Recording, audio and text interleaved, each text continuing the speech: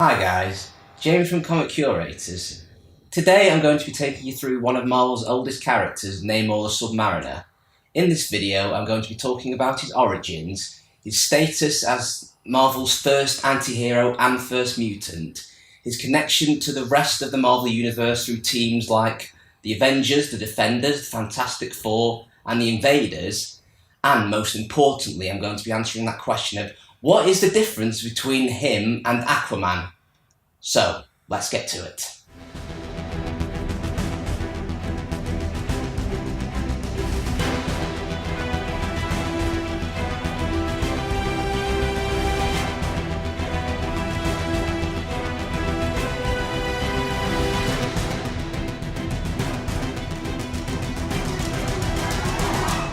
Namor's status as the first anti-hero has made him one of Marvel's most essential characters. Early on he acted like a villain because he attacked the surface but defended Atlantis. He had an arrogant attitude and noble intentions. He caused a lot of damage to New York City during his attacks on the surface. These were characteristics of an anti-hero because he was different to traditional heroes like Superman, who had a polite, positive, upbeat attitude. His personality could be seen through his famous battle cry, Imperious Rex, which conveyed a superior attitude. Despite all of these conflicting traits, Namor chose to work with Captain America and Jim Hammond during World War II against the Nazis. This team was called the Invaders and showed Namor's heroic side because he was willing to work with these well-known heroes for the greater good. These anti-heroic tendencies became a staple of his character, which influenced a lot of other superheroes in the future. In addition to being Marvel's first anti-hero, Namor also has a reputation for being the first mutant to appear in print. His mutant ability is that he has the power to fly. What is interesting on Marvel's part is they didn't really reference his mutant history. They kept him apart from the X-Men for years, and it was only during the Dark Reign arc that he stopped being referred to as a hybrid and his mutant status was acknowledged officially. As one of Marvel's oldest characters, Namor has ties to every major team, including the Avengers, the X-Men, the Fantastic Four, the Invaders, and the Defenders. His most traditional relationship has been with the Fantastic Four. He's acted as an ally and an enemy of the team. Originally, he met the Fantastic Four after Johnny Storm cured his amnesia.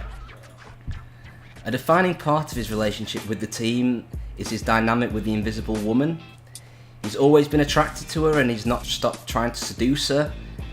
He still has a grudging respect for Mr. Fantastic, but it's always complicated the relationship.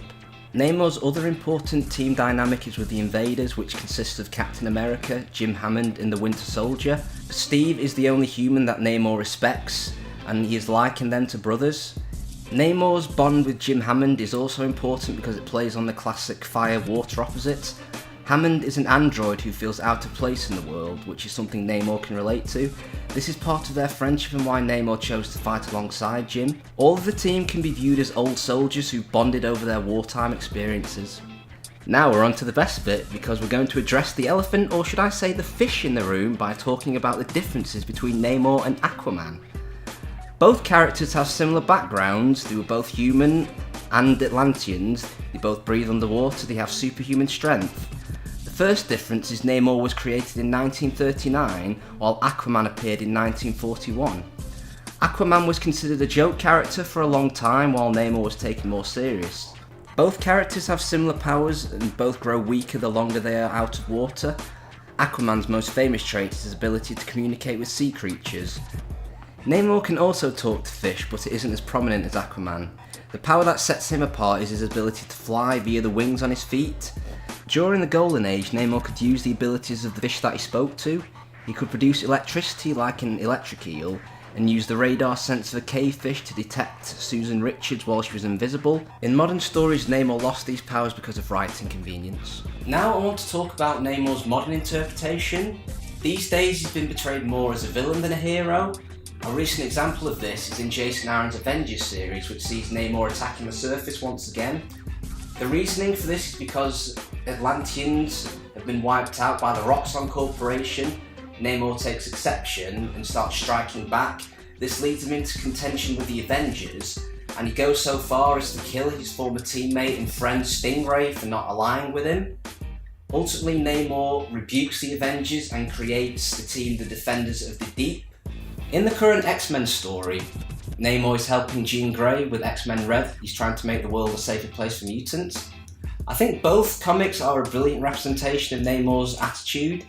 He's always caught between two worlds, but he will always do what's best for his civilization and himself. Thank you for watching the video, guys. If you like what you've seen, please like, please subscribe, and look out for future content.